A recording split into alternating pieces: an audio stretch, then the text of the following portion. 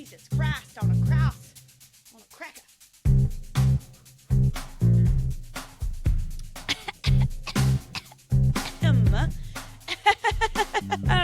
Let's get fucking started, all right?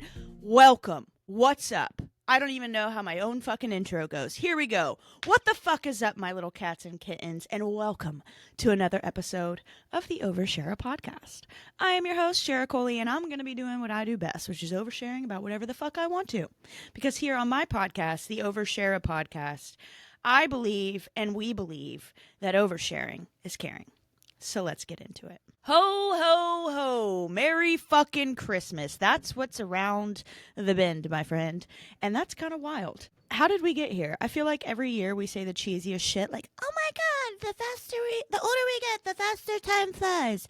And it's fucking true. I don't know what happened to 2025, but I legitimately feel like I blinked my eyes and now we're about to celebrate Christmas. However, like I mentioned on the last episode, a lot has happened this year in my life personally, so maybe that's why it's felt like it's moved so fast, because there's been a lot of moving parts throughout the entire year. There's been a lot of change and a lot of shift for the better, and so I don't know, but I can't say that that's true for everybody, you know, but everybody I've talked to, they're like, this year went by so fucking fast. Are we living in a simulation? Like, the older we get, the faster time goes, and we just don't know it? Like, I don't know. I guess as a kid, it felt like the summers and everything lasted so long because we didn't really have any like responsibilities or like idea of like real understanding of time, you know, like it just felt like it moved so slow. And now that we're adults, we just like fill our time so much with shit that it goes by fast, I guess. I don't know. Anyway, but here we are. We're about to enter 2026. So whatever day it is that you're listening to this, I hope that you are enjoying your holiday season. Something that I definitely want to share today is how around the holidays it is just such a stressful time for a lot of people, but specifically for people who have any sort of obsessive thoughts around eating and calories and dieting and things like that. So if you don't know, or you haven't been listening to this and haven't heard the previous episodes, or again, just don't know this about me, I had an eating disorder for most of my life. And I feel so free of it now that I am so glad that I can actually like enjoy my fucking life. But for 30 years of my life, that was not the case. I have a tattoo on my arm. The tattoo of my French fries on my arm is actually it's symbolic. It's very cute.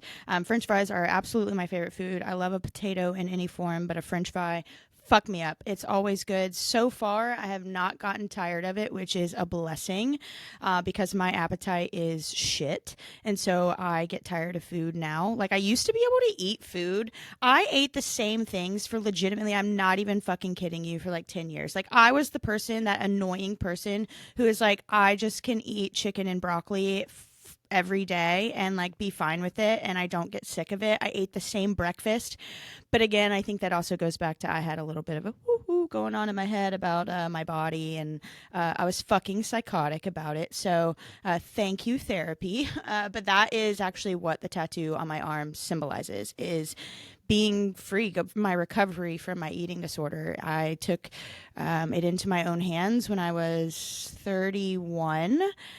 So it hasn't even been that many years. It's been 6 years, going on 7 years now, that I've been out of therapy for my eating disorder specifically, and haven't counted a single calorie. So patting myself on the back if you're not watching this, giving myself a little clap, giving myself my own fucking flowers, all right? So if you're somebody who's ever overcome any sort of like body image issues, eating disorder, anything like that, I just want to take a second to acknowledge you, because holy shit, it's so fucking hard. Like, I mean, even still, right? I'm 7 years out of therapy and I don't count calories. I feel like I can finally freely live my life, but I would be absolutely fucking lying to your face if hi Slimmy Jim, if I sat here and said that I don't still think about it. Like that, it's a disease, right? It's kind of like alcoholism. Like addiction is a disease. And while, I wasn't necessarily addicted to drugs or alcohol or anything, I was addicted to counting calories and exercise, and like I just obsessed over it. I quite literally had, this kind of goes into what I'm going to talk about today too, with like how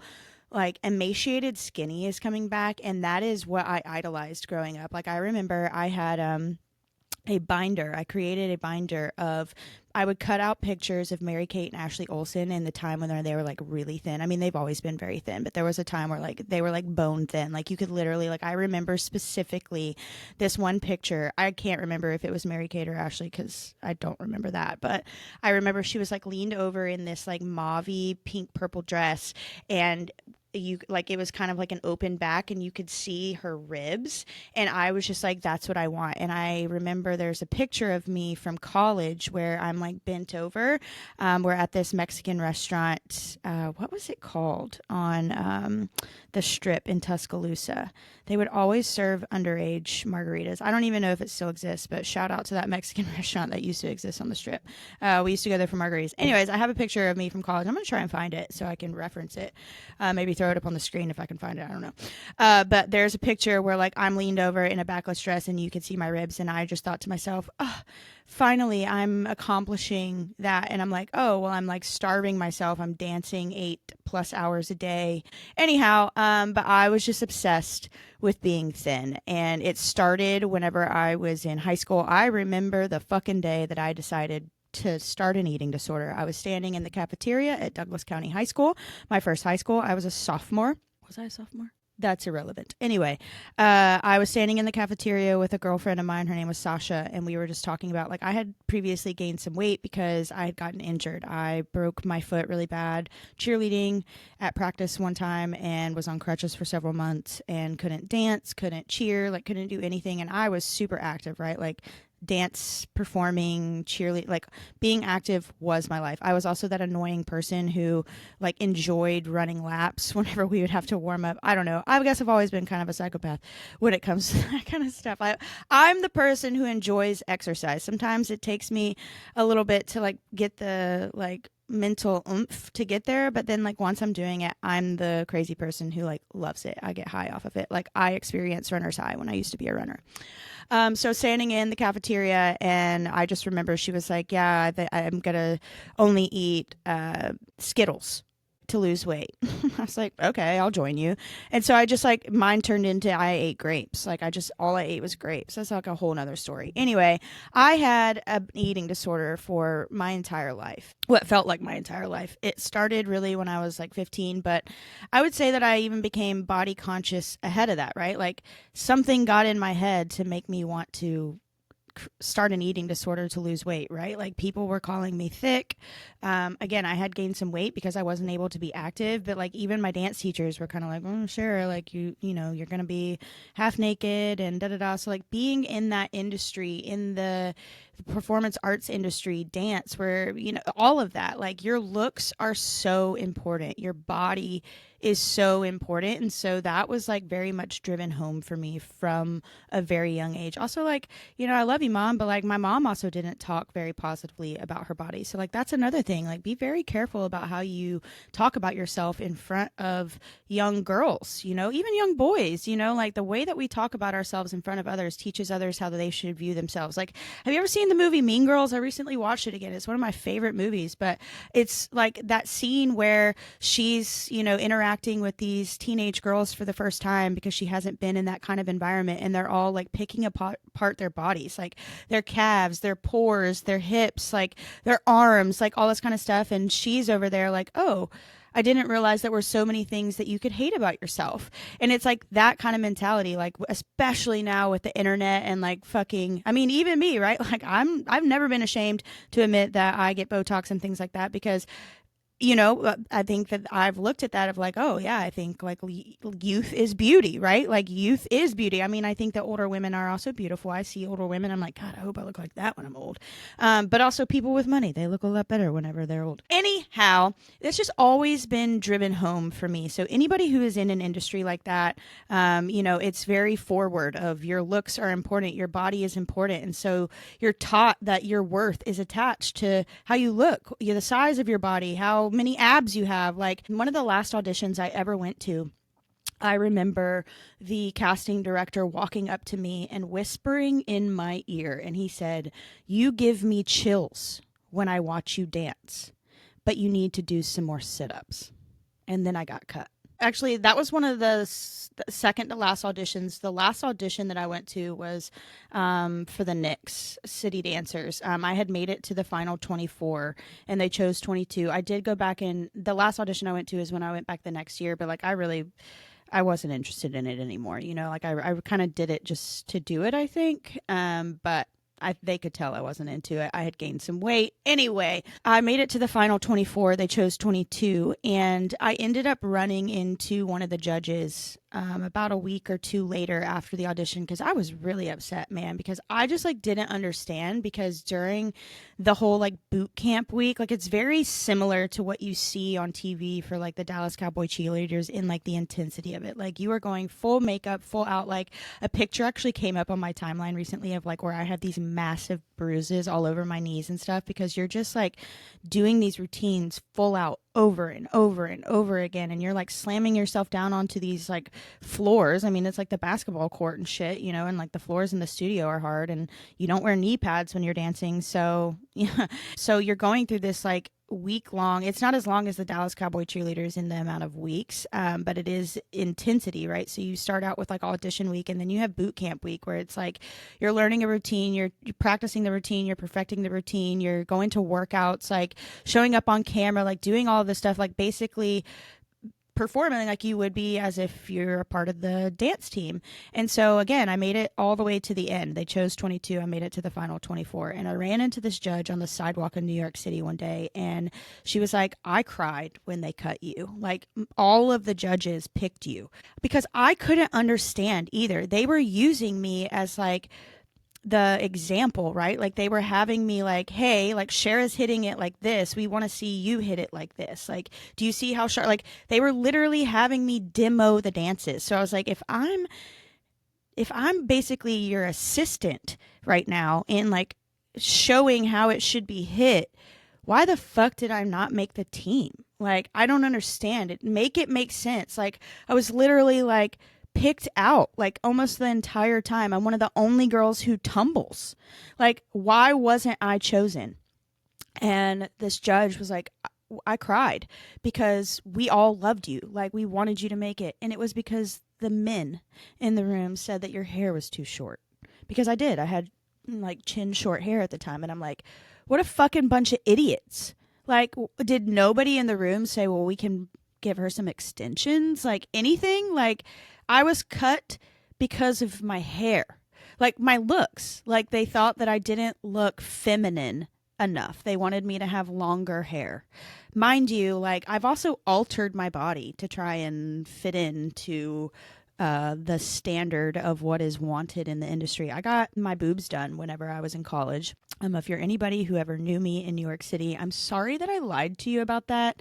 I was really ashamed to tell people that I had gotten it done. And then by the time I said I didn't do it, I just couldn't tell you the truth. So if you're somebody that I knew and you in New York City and you've ever asked me if I got my tits done and I said no, I was lying to you and I'm sorry. I was ashamed and I thought you would judge me, and clearly I was judging myself and was not resolved of it. Also, I regretted it a lot after I did it. It took me a really long time to come around to getting my boobs done. You know, women, if you're ever thinking about doing it, you think that you're going to like, oh, get tits and be like, I love them. That's not always the case, especially if you're somebody who's always grown up in a small body. Like I was always very small chested, petite, like especially in college, like dancing all my life. Like I was so tiny whenever, you know, at my smallest.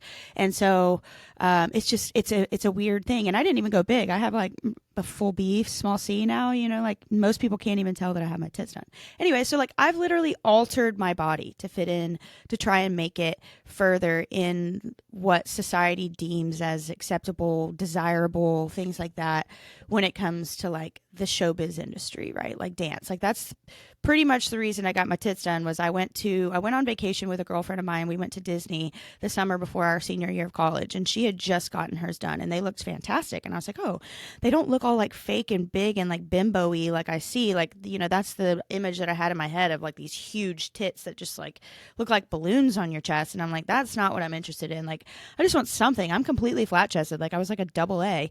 And we went out to dinner one night in Orlando, and the waiter, I'm sorry, brought me a kids menu.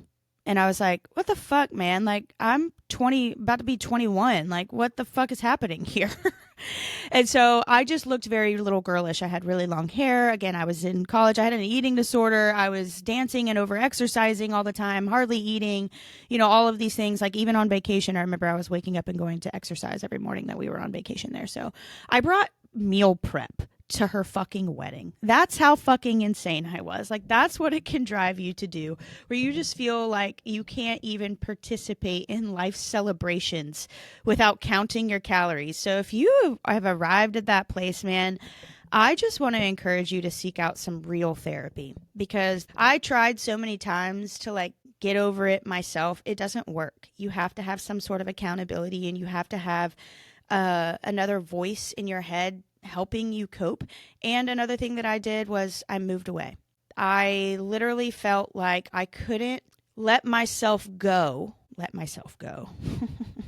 aka start eating. Also, like, I had been so thin. I had gotten really, really, really shredded in like 2018. And then you can't maintain that forever as a woman. So like eventually you're going to start putting weight back on. Anyways, I just was like getting to this point where I felt like I had created an identity where that's what people knew me as, was like the super fit, the super ripped, the super this girl, that like I needed to get away to let that die, so that people stopped expecting that from me, so that I stopped expecting it from myself. Like, that was a big thing for me. That's when I moved to Florida. Then I moved to Lafayette because COVID happened, because I was only supposed to move away for like 6 months so that I could like kind of get my shit together mentally. It was like gonna, be a different opportunity. There were a lot of factors in why I went away, but that was a big reason of why I left, was so that I could mentally rebuild myself and not feel like I had to keep up an image and a standard, which like is ridiculous, that I think that anybody else gives a fuck about what happens if I don't have a six pack anymore. Like, silliness. But that's where I was at. I was like, it's just people have this. I've like, this is my identity now. They know me as this person. I was a competitive athlete and like always ripped and like very strong in the gym all the time. And I'm like, I'm just tired. I don't want to do it anymore. I don't want to count calories. I need a fucking break. So I fucking left, man. I picked up my shit and I left to go get my head together. And that's what I've been doing for the last 7 years. So that is a long-winded story of my eating disorder. There's a lot more details than that. It's but that's the tattoo of the French fries on my arm. That's what that represents, is me going through therapy and kind of finally enjoying my fucking French fries. My entire life, from the age since I can remember, I've been so conscious of my body, of the food that I've put in my body. Like, I just I wouldn't be able to enjoy going on vacation without wondering, okay, where am I going to be able to eat? When am I going to be able to work out? Like, waking up early in the morning, not sleeping in. And it's just like, man, that mentality and that obsession and that disorder controlled my life and my mind for so fucking long. I mean, I've only been out of it for going on 7 years, right? Like, so when you see me out enjoying a plate of French fries and you see me out enjoying my life, know that like that took a lot of fucking work. And even still, right? Like, especially with my ulcerative colitis and my Crohn's, because my weight fluctuates. Like, I fluctuate the same, about 6 pounds. I was looking at my visit summary, which I've only recently even started looking at the scale. Typically, I look away whenever I go to the doctor's office because I don't want to know. But I think that's just another part of my journey of like accepting that like I can see a number on a scale and it not mean what it used to mean to me, and me not. But like, I still get in my head about it. Like, it's still this thought that I have to work through constantly. Like, anybody who's ever, again, an addiction, like alcoholic, it's not like they don't ever think about alcohol. They probably think about it all the fucking time. They've just learned the mechanisms, and they've committed to being away from it, that's how they keep from going back down that hole. But like, having this disorder, that was something that I worried about whenever I was hospitalized the first time, because I lost such a drastic amount of weight. Like, I was so skinny, and seeing yourself that way whenever you've been disordered in the head in the past, and even still with that kind of stuff, of like being like, man, this is how I've always wanted to see my body. Like, all I needed to do was get sick. Like, it's such a fucked up thing to have to go through. And I'm so glad that I was also still in therapy whenever I was going through that. Like, I made it a point to continue my therapy. I was doing like virtual therapy in the hospital and even just like from my bed, because I was struggling with that of like being like, well, I know that it's healthy for me to gain the weight back. Also, like, I'm on steroids. So I'm like, my face is puffy. Like, there's just a lot of mental fuckedness that happens when you tie your worth and it then impacts your ability to enjoy life, to your body, to your eating, all of that. So I bring all of this up to say that the holidays can definitely be a major trigger for people. And I just want to share, as somebody who used to have this mentality, like, I used to be obsessive about working out on the holidays, making sure that I get my workouts in. Again, I just admitted that I went to my best friend's wedding and brought fucking meal prep back then. Okay. Like, what the fuck? You do not need to earn and burn calories. Like, I can't stand when fitness instructors or people in the health and fitness industry say shit like, earn your Thanksgiving food or come burn off that pumpkin pie. Like, that is guilt trip mentality. Like, why are we guilting people for enjoying 2 days out of the entire year? It's 2 days, 2 whole days. And I know that it's also a season that there are probably, more parties and events, which equals more drinking and more food than you would typically have. But again, in that case, it's 2 months and not even a full 2 months, because Thanksgiving doesn't start until the end of November. So if we're starting the holiday celebrations at the end of November, that is like 5 weeks out of the 52 of the year. 5 out of 52. That's what you're going to obsess over. That is silly. And I hate that for you. Like, please seek out therapy. Like, I cannot speak enough about how much it helps, and like, really commit to doing the things that you need to do to rid yourself of those kinds of thoughts. Detox your social media. If you have a bunch of people on there who are constantly showing you their workouts, what they eat in a day, their fucking before and after pictures, like, get rid of all that shit. I literally stopped I unfollowed all of those people that I used to follow that were anything related to fitness. I don't follow anything fitness related, and I work in fitness. The only things fitness related that I follow are like local gyms and communities that I'm a part of. But I don't follow anything that has content that's like what I eat in a day. Follow me for my fitness routine, lose this, and none of that. I don't follow anybody who's like posting like flexi pictures of themselves. Like, I don't follow any of those people because it triggers me. So you need to be able to sit down and identify what are your triggers, and then start slowly removing yourself and those triggers from your life. You can't do it overnight, right? It's like starting a new diet. I don't like to use the word diet. A new, habit.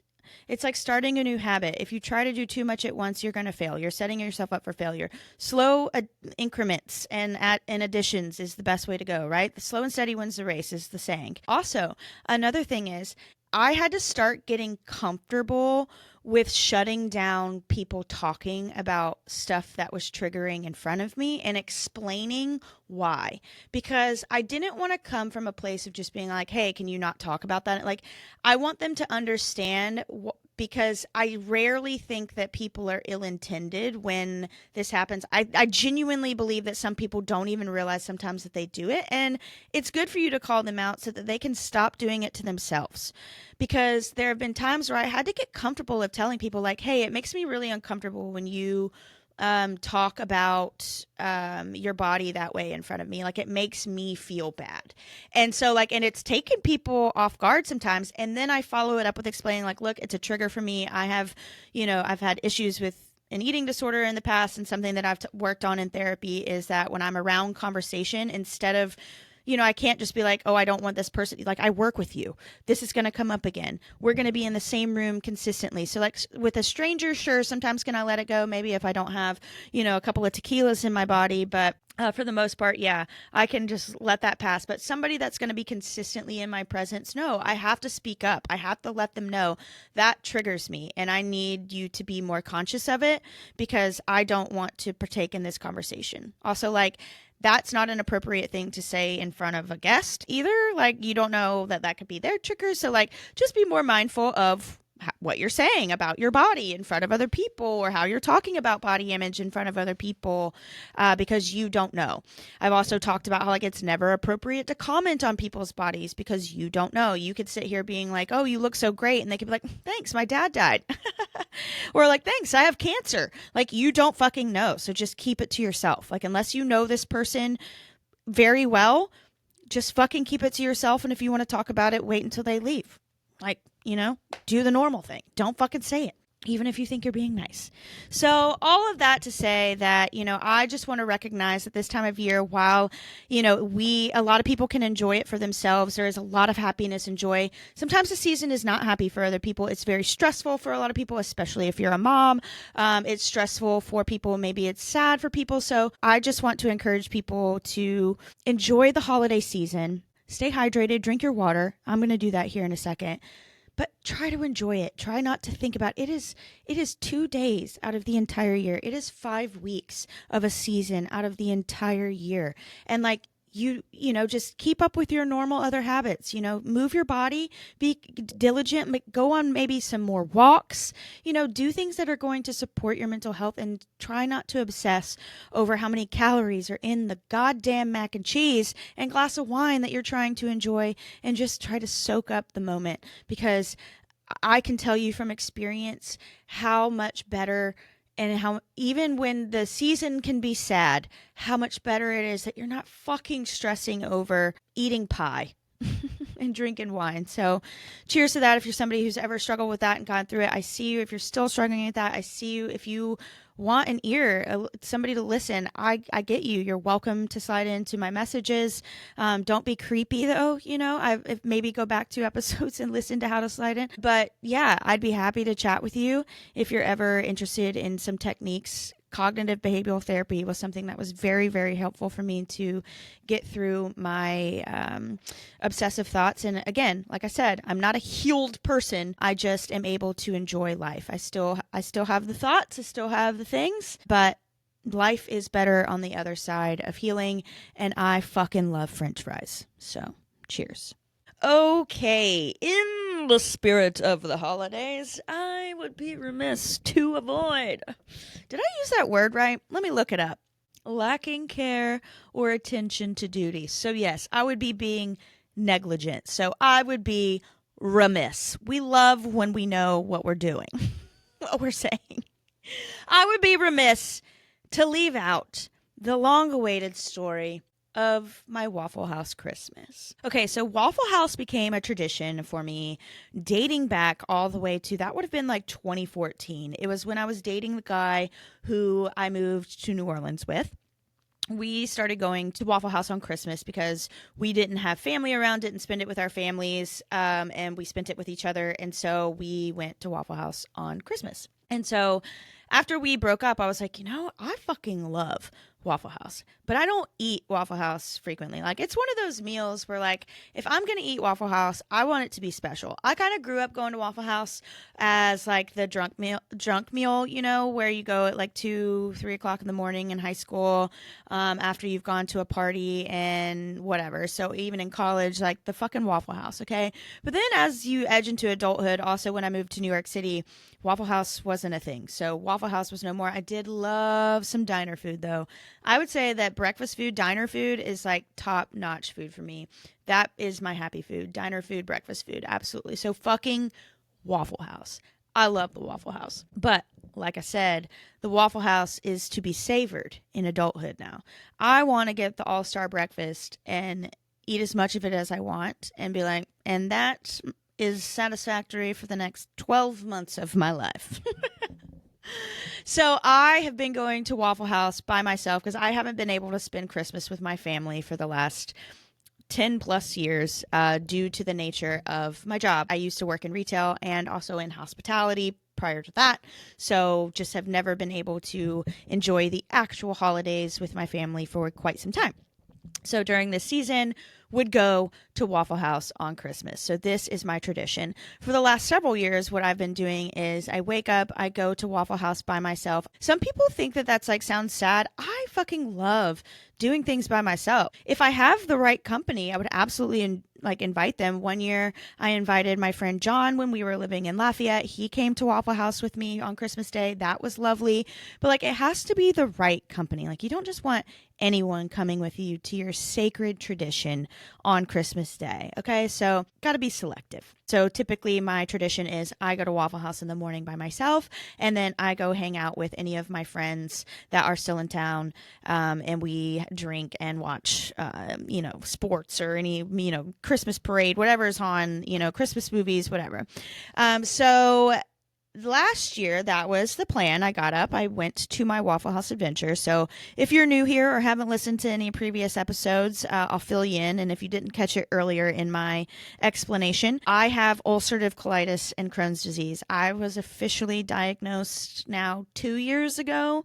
It's something that I've been struggling with undiagnosed since I was in college, but then got very, very sick to the point where it was undeniably this disease and was hospitalized for 3 weeks due to the severity of my illness. And for the last 2 years, we have been working on me reaching some sort of normalcy, which I feel like I have for the most part reached. But again, it's a chronic illness. I will have it for the rest of my life unless they come out with a cure at some point in my lifetime.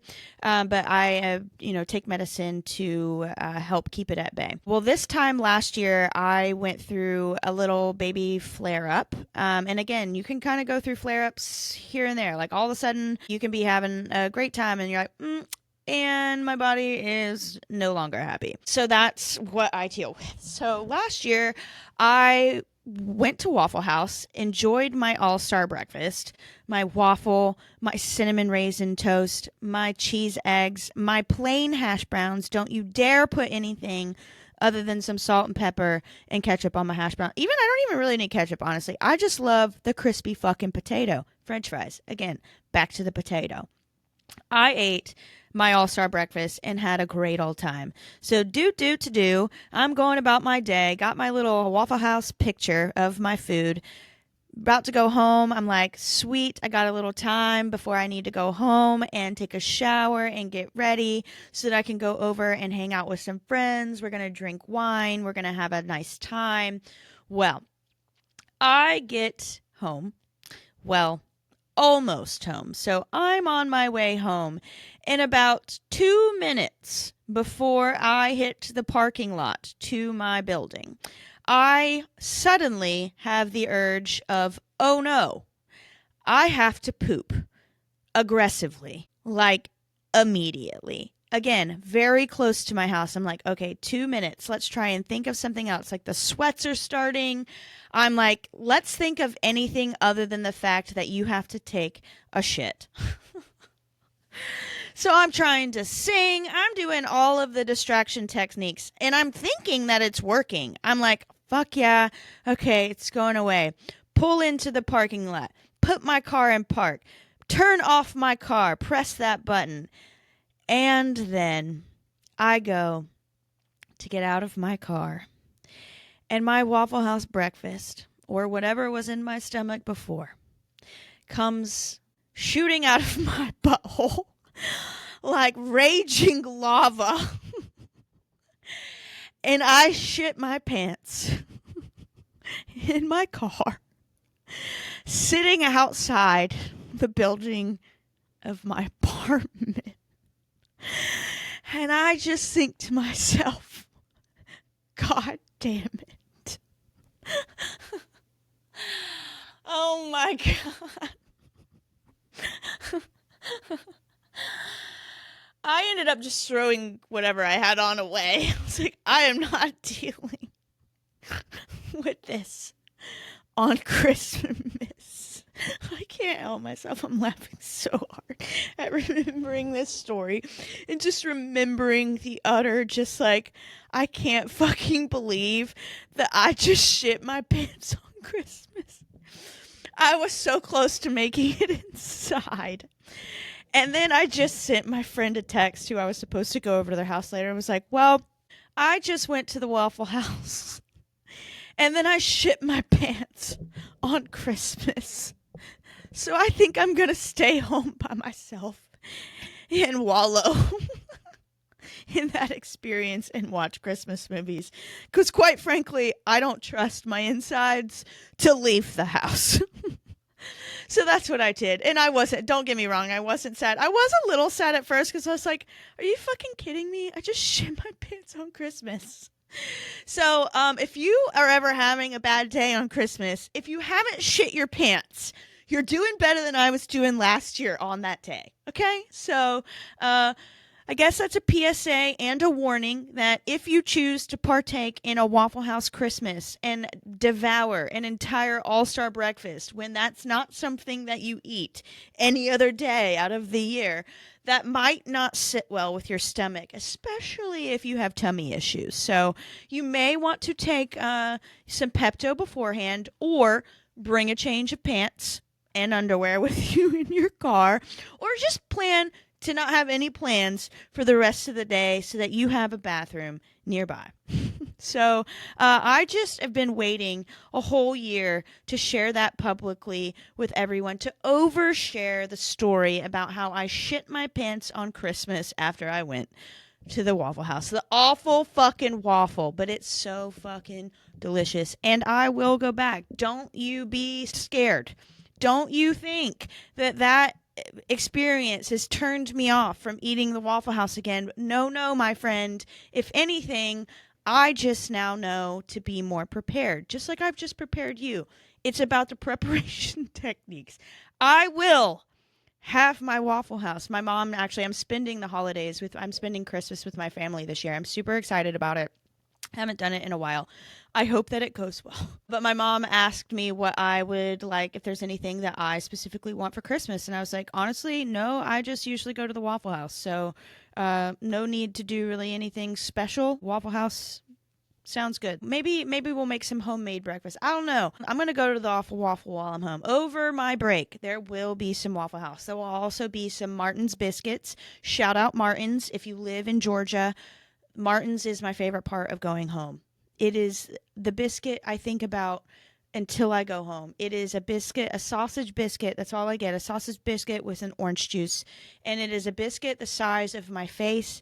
And it is so fucking delicious. And it hurts my stomach every time. And I don't care. That's why people are like, oh, well, your stomach wouldn't hurt if you don't eat that. I don't fucking care. Do you know how long I have waited to enjoy some of these foods? I don't fucking care that I might shit my pants. I don't care. The enjoyment of eating the food is worth it to me. And like I mentioned earlier, I went 31 years of my life not enjoying foods. I'm gonna fucking enjoy them even if it gives me lava shit. Wow, the men listening to this episode are gonna be like, Sure, you're so attractive. We can't wait to fuck you.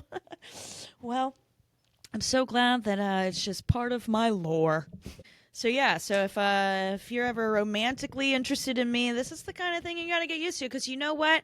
I have to get used to it. I talked about this on one of my very first, I think it was the first episode of like how ironic it is that I developed a tummy problem, and like a severe tummy problem. I have ulcerative colitis and Crohn's. It is so rare that you get both. And mine is like hyperactive, all right? Like, should I drink as much caffeine if I do? Probably not. Should I eat as many French fries as I do? Probably not. Should I have as many margaritas as I do? Probably not. But guess what? I'm gonna fucking do it anyways, because I want to enjoy the life that I live while I'm here on this earth. So I'm gonna fucking do it. So what that means is that anybody in my life just has to get comfortable with poop talk, because I had to get comfortable with poop talk. Me, who literally has always had a problem, still have a problem sleeping in the bed next to a man, because I'm afraid I'm going to fart in my sleep and it's going to smell and he's not going to like me anymore. Me, who literally can't take poops in the room without turning on music or going downstairs to the lobby. Like, you got to get the fuck out. I cannot take a shit with you nearby. I got to have all streams of noise blasting, okay? I have a pooping disease, so I have to get used to it. And the only way that I can get used to it is by oversharing and laughing. That is my coping mechanism. So, welcome to the party, the oversharing party. That's what we're here to do, is to make each other feel more comfortable by saying weird, funny shit. Okay, so if you're in my life, if you're going to continue listening and watching this podcast, that's what you have ahead of you, is blunt, direct honesty, and everyone poops. So, surprise. Okay, so that was my Waffle House Christmas story. I hope you enjoyed it as much as I did. And I'll keep you updated on how it goes this year. Alrighty, y'all. I'm excited to get into this next topic because I haven't had anybody ever ask for this, for me to do this, but here we go. Someone after the last episode slid in and asked me if I could give some sex tips. So I'm here to provide what the listeners want. So that's what we're going to get into. Specifically, this person asked, can you give some sex tips for how to keep it alive, keep it spicy, to keep your partner interested when you've been in a long-term relationship, marriage, etc.? Like, what are some things that I can do to spice it up, to keep them happy? While I am not in a long-term committed relationship, this is actually something I am very interested and have been very interested in learning about, just continuing to develop an understanding about. So the first thing that I'm going to start off with before we get into any actual tips and tricks is I'm going to give you some resources that I have used myself, that I continue to use myself, some people who I look to for more advice, because I'm not a sex therapist. While I can tell you the things that seemingly work for me and that I like, we might not be the same. Your partner is not with me, right? So I can give you tips and tricks. I'm definitely going to give you some of those, but I'm going to also lead you into some directions of people who would be far better at the ongoing conversation. And even if you have even more specific questions, they might be a resource if you're ever able to reach out to them via their own platforms for them to give you some direction and advice. Because again, I'm not married. I haven't been with the same partner for 5, 6, 10 plus years, so I think that some of my perspective is not necessarily the same, but I do, again, like I said, I take a huge interest in learning about this topic. So my first point of reference is actually a book from one of my favorite psychologists, Esther Perel. She has a 2-part series of this book. The first one is called Mating in Captivity, and I think that this is the place to start. This book specifically talks about this topic of how to keep the excitement and the nuance alive in the relationship, and some things that you can do and some things to pay attention to, some conversations maybe that you could have, and some behaviors to pay attention to from both parties when you're in a long-term relationship. The book Mating in Captivity, she really dives into talking about the imbalances in relationships and how this can lead to unhappiness in monogamous relationships. And then she follows this up with another book called The State of Affairs. And in this book, she talks a little bit more about how when these issues that are not addressed in relationships that pertain to sex and intimacy, when they're not talked about, when they're not addressed, when they're avoided, when you let that side of your relationship die, how that then leads into this other area, affairs, cheating, infidelity, all of these things, right? So I think both books are really great in just understanding the psychology that goes into intimacy and sex, because it's so much deeper than just fucking. Like it really is. You're two individual people with individual ideas and individual expectations, individual fantasies, individual boundaries of what you believe is acceptable and unacceptable, how you've been raised to understand and conceptualize sex. This is why sometimes you see an imbalance where maybe one of the partners becomes like wildly addicted to porn, or like, I think that it really, really starts with understanding who you are, what your boundaries, what your values, what your perception of sex is. Because I think that if you haven't ever taken the time to understand what it is that you want and need, how can you possibly show up to give somebody else what they want? That's like that's like the cliche saying, right? You have to learn how to love yourself first before you can really ever, and like know yourself first before you can ever really truly love somebody without losing yourself in the process. The same thing goes with sex, and I think that sex is such a taboo topic because people are uncomfortable talking about it, because we're taught from a young age, at least here in the South. I know that that's to be true, that like sex is sacred, that sex is meant to be saved for somebody, for a special someone. It's meant to be this like special experience with your husband, when like sex is just sex. Like, and I'm not saying that sex isn't and can't be meaningful. It is. Like, I am definitely somebody where like sex is meaningful for me. I get emotionally more attached when I have sex. We all do. Like, men have a little bit easier time compartmentalizing that side of it than women do, because we just have, again, different neurological pathways. Like, we have a little bit more of an emotional nurturing brain. So we tend to, link intimacy with attachment a little bit more. So, there is a difference there, but like sex is not this like ceremonial thing. Okay. Like, it doesn't have to always be this thing. And I think that is where the conversation needs to start, of like breaking down the myths and the ideologies around sex. I think that when you can't have a vulnerable conversation when you're with your partner about what you like, what you don't like, what you need, what you're thinking about, if you can't talk about it, you're doomed for that to become an issue in your relationship. Like, in this book, she even talks about how there are partners, and I've been a victim to this before in previous relationships when I was much younger, of like pretending that the sexual experience is better than it is for the sake of connection. Where like, you're like, I actually have never had an orgasm from you. Like, I don't do this anymore, right? Because I'm older and I've come into my own. I want sex to be, I don't want to teach someone that what they're doing, I like it, if I actually don't. Like, that's another part of it. I think that we as women, we go into this state of wanting to please mode. Your pleasure is important too. And the fact is that it's just science. Men can come much faster than women. Women have a different stimulus. Men, they got their dick, all right? The head of their dick and the shaft of their dick, that's their sensation points. For the women, it is so complex. You have the internal, your G-spot orgasms. You have your clitoral orgasms. You can even have anal orgasms. Like, there are so many different ways to make a woman come, and not every woman comes the same. There are some women who are like, I cannot come without clitoral stimulation, or I cannot come without both clitoral and G-spot stimulations.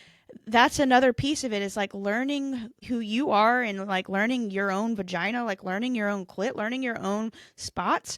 How can you tell somebody else what you like if you don't know what you like? So I think a little bit of self-play is important.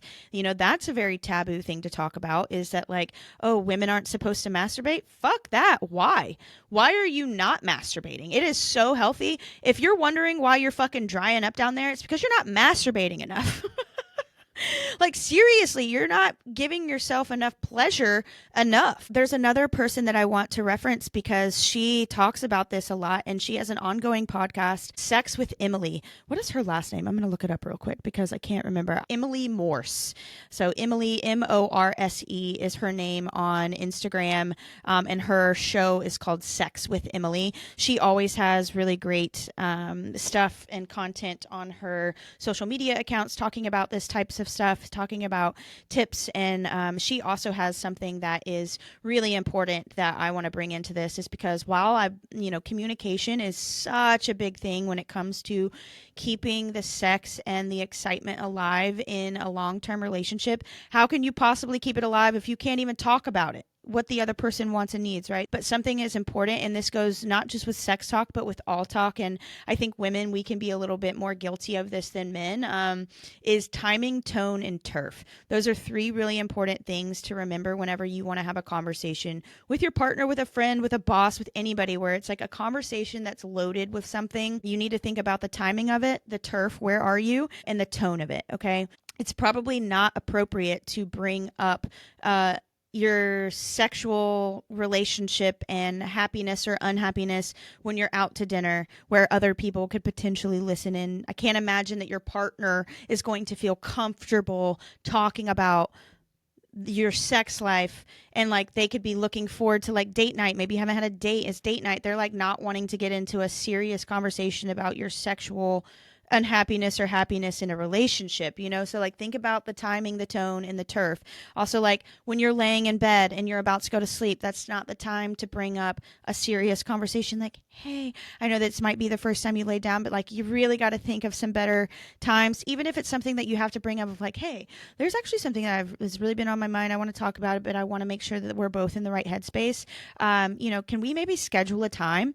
It's okay. Also, it is totally okay. I know it doesn't sound sexy, but it can be sexy to schedule sex. I'm sorry, but I think something can be really fucking hot about scheduling a sex session. It gives you something to like look forward to, especially if you can kind of like edge on the way up to that. And what I mean by edging is like you're kind of sexting a little bit, like not pornographically, right? But like you're flirting with each other a little bit through messaging, like working up to the moment. Maybe like you've talked about it in advance of like there's going to be something new that you introduce into the situation. Maybe there's a new toy you want to try. Maybe there's a new outfit you want to put on. Like you can make scheduled sex sexy. You really can. I think that this really all goes back to being able to communicate about it and then really getting clear on what it is that you want in the bedroom, not performing and being realistic about like, this brings me pleasure. I think another big thing when it comes to sex in relationships is, especially when it comes to communication, is when you don't talk about it from the get-go, or you don't talk about these things, is like what you consider cheating, what you consider is like boundaries. Like if you're going to get upset if they're masturbating, are you going to get upset if you catch them watching porn? Like if this is a person who enjoys watching porn and you're somebody who thinks that your partner should never watch porn once they're in a committed relationship, you're going to be doomed for some sort of disappointment and butting heads in that situation if you think that that person is never going to watch porn again. I'm sorry, but that is really silly and just ignorant to put that type of belief and expectation on a partner.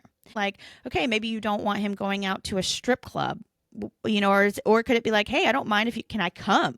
Like, that could be hot, or like, can we watch porn together? Is that something that we could do together? Because I think also sometimes what you have to realize is that sometimes people having things that they keep to themselves is okay. Like, maybe if it's an addiction, right? Like if you're not having sex and they're like always coming just to porn, that's a bigger conversation. I think maybe some therapy could be a good, again, but it goes back to communication. But I think, in just observing some of the relationships that I've seen around me, there are some big topics that just go untalked about before people take the leap of moving in together and getting married and things like that when it comes to sex. Because if you can't talk about it, there's no way that you can keep it alive long term. It's just not possible. But moving now into some actual tips, some sex tips and some sex advice that I have for you.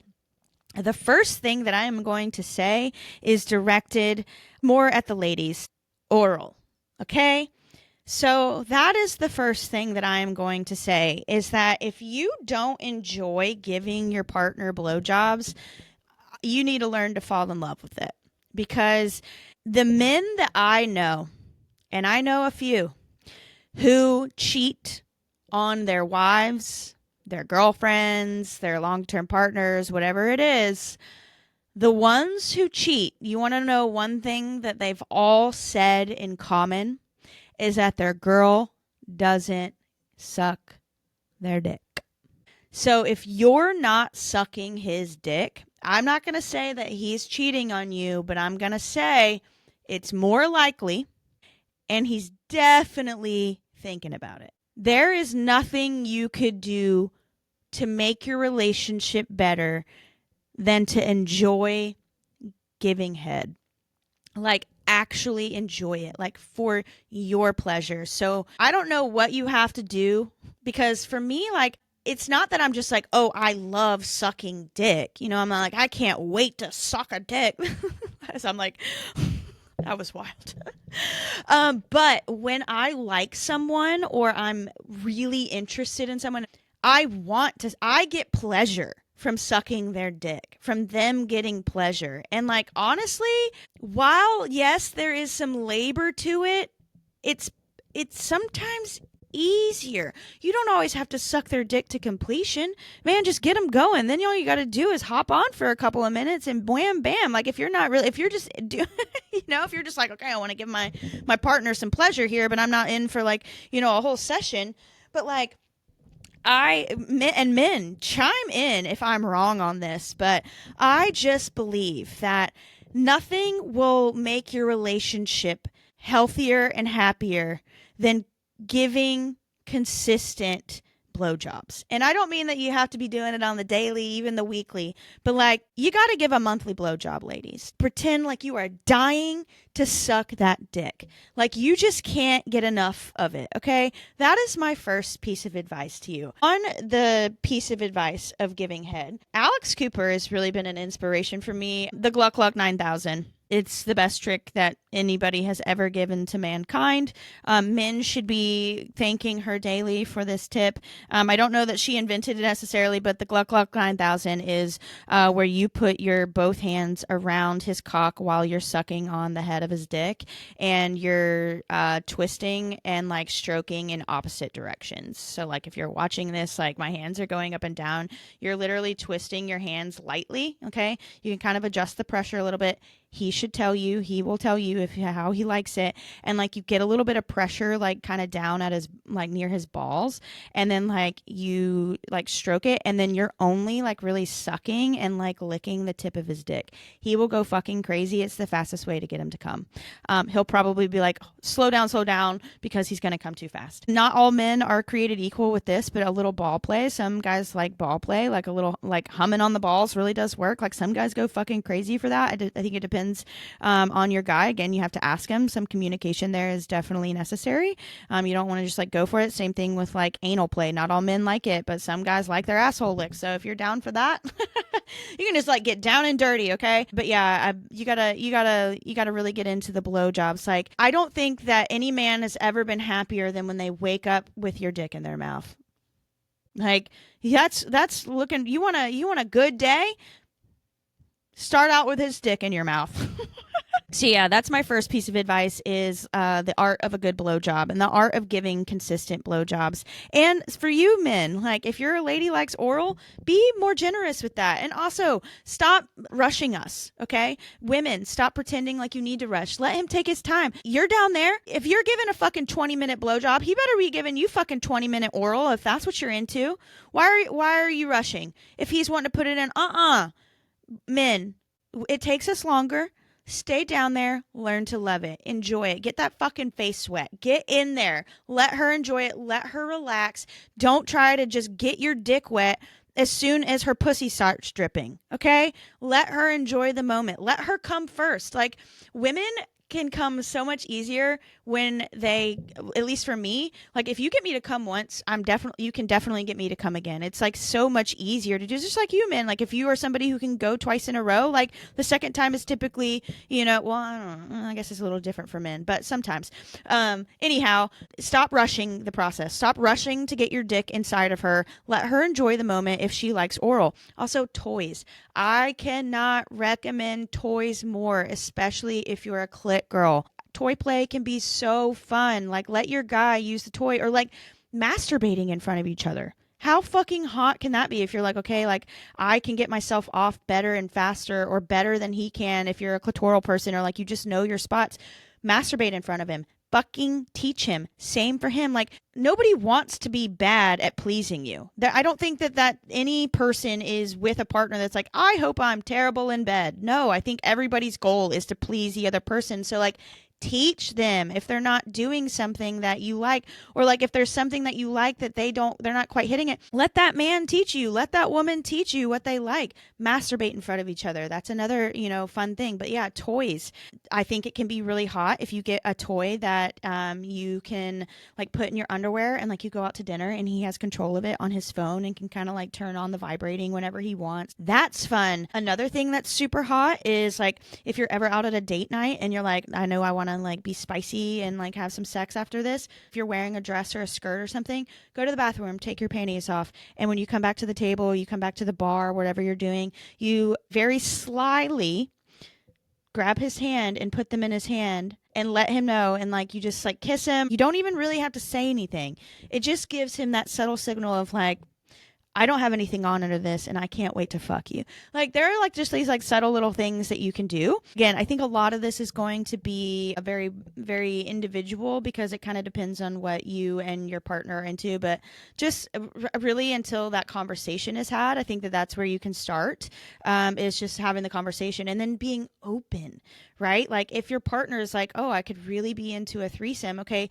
Try not to take it as like they're not into you. Like, I think that it could make them more into you of like, oh, like you're willing to do this for me. Like what do you want? Like I think that it could create like excitement in it. And so I think just establishing some understanding of some boundaries and values there. Really other sex tips. I mean, I don't feel like I have anything like crazy out of this world, like I think it's just more communication. Don't overperform. You don't need to be a porn star. Let them know that you enjoy it, but like communicate what you need, help teach them what you need, and ask them. Like, what better way to spice up the things than to ask them what they would like, and then to try it out, and go from there. So if you have anything others like specifics, if you're like, okay, I don't know, I'm happy to give you any tips. I don't feel like I have anything like outlandish other than, I like to suck dick if I like you. All right. Well, that was fun to talk about. So I hope that you got something useful out of that. That's really all I have for you today. So as always, please, please, please give me a like, subscribe, slide in with a comment. Let me know what you thought of the episode. And if you have any topics, ideas, questions, anything like that, always love to hear from you. Slide into my DMs. You can find me on social media, on Instagram and on TikTok at Sharra Coley. That's SharraColey. And until next time, have a wonderful holiday season and meow.